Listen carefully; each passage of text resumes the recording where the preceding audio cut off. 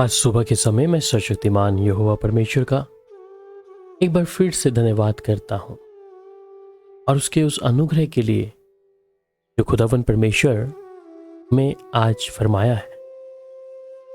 आइए आज के प्रतिदिन के आत्मिक भोजन पर मनन करें। सबोदेशक 2 अध्याय और उसकी 22 आयत। मनुष्य जो धरती पर मन लगाकर परिश्रम करता है उससे उसको क्या लाभ। सबोदेशक लिखने वाला लेखक हमारे ध्यान को आज उस तरफ लेके जा रहा है जहां बहुत से लोग हैं जो आज परिश्रम कर रहे हैं। परिश्रम इस धरती पर और किस चीज के लिए। एक समय आएगा कि मनुष्य का समय जो जीवन में वो इस धरती पे व्यतीत कर रहा है और ये मनुष्य अपने लिए धन दौलत या तमाम वो संपत्ति या तमाम वो संसारिक वस्तुएं उनके लिए परिश्रम कर रहा है जो मानो सिर्फ धरती पर ही है। और ये परिश्रम कर रहा है, ये अपने जीवन को नहीं देखता, अपने परिवार को नहीं देखता, परंतु चला है कि मैं इस धरती पर उन चीजों को पालूं, उन तमाम संसारिक चीजों को मैं पालूं। धन संचय करने के विषय में, कि धन इकट्ठा करने के लिए। परंतु वचन यहां पे कहता है कि वो जो धरती पर मन लगाकर परिश्रम करता है उससे उसको लाभ क्या है। सच में लाभ अगर देखें तो मनुष्य के जीवन में कोई लाभ नहीं है। सुलेमान के विषय में लिखता है कि राजा सुलेमान धन संपत्ति इतना रखने के बावजूद भी अपने संग कोई भी वो बेहतरीन चीजों को अपने साथ लेके नहीं गया। उसका परिश्रम। आज उसी प्रकार बहुत से लोग हैं जो लोग परिश्रम कर रहे हैं, उनके पास समय नहीं है सर्वशक्तिमान परमेश्वर की पाक हजूरी में आने के लिए। और ये मन लगाकर उस संसार की चीजों के लिए, संसार के उस कूड़े के लिए आज भाग दौड़ कर रहे हैं। अपने परिवारों में, अपने घरों में उनके पास समय नहीं है कि अपने परिवार को या उस जीवित परमेश्वर को समय दें। इसलिए वो कहता है कि उससे उसको क्या लाभ है जो कुछ मनुष्य कर रहा है, जो वो इस धरती पे संचय कर रहा है। परंतु वचन कहता है फिलिपियों 4 अध्याय उसके 6 में कि किसी भी बात की चिंता मत करो, परंतु हर एक बात में तुम्हारे निवेदन, प्रार्थना और विनती के द्वारा धन्यवाद के साथ परमेश्वर के सम्मुख उपस्थित किए जाए। किसी बात की भी चिंता ना करो। परंतु आज हम चिंतित हैं कि आज मैं अपने बेटे के लिए, अपनी बेटी के लिए, अपनी पत्नी के लिए या अपने पति के लिए मैं कुछ जोड़ लूं, मैं वो धन जोड़ लूं, संसार का कूड़ा मैं इकट्ठा कर लूं।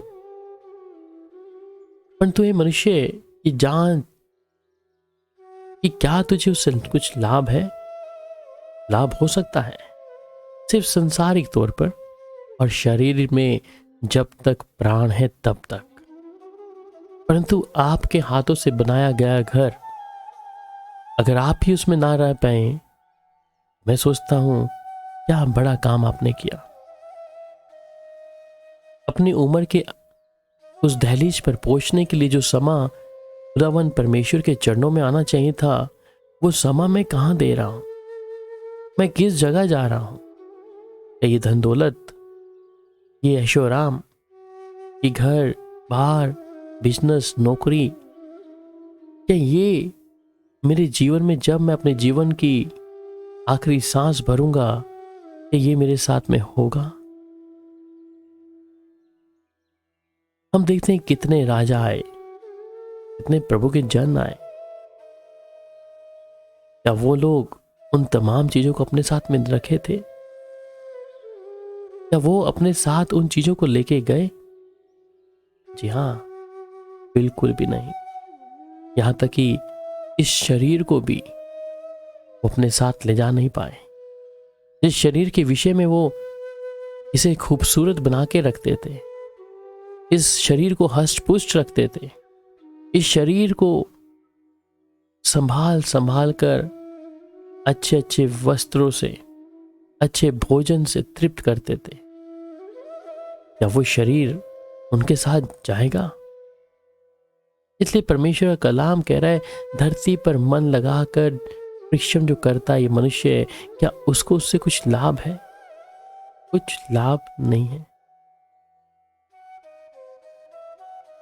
प्रभु कहता है कि यदि हमारे पास कुछ खाने और पहनने का हो तो इन्हीं पर संतुष्ट करना है, इन्हीं चीजों पे संतुष्ट करना कि हाँ, प्रभु ने जो मुझे दिया है मैं उसमें खुश हूं, मैं अपनी सारी चिंता उसी पर डाल दूं, क्योंकि वो मेरा ध्यान रखता है।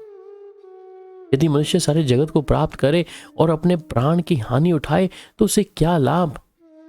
या मनुष्य अपने प्राण के बदले में क्या देगा? जो रुपए से प्रति रखता है वह रुपए से तृप्त ना होगा, और ना जो बहुत धन से प्रति रखता है लाभ से यह भी व्यर्थ ही है। जो रुपए से प्रति रखता है वो कभी भी रुपए से तृप्त कभी नहीं होगा, उसकी इच्छाएं बढ़ती जाएंगी। और धन से जो प्रति रखता है लाभ से ये भी व्यर्थ है।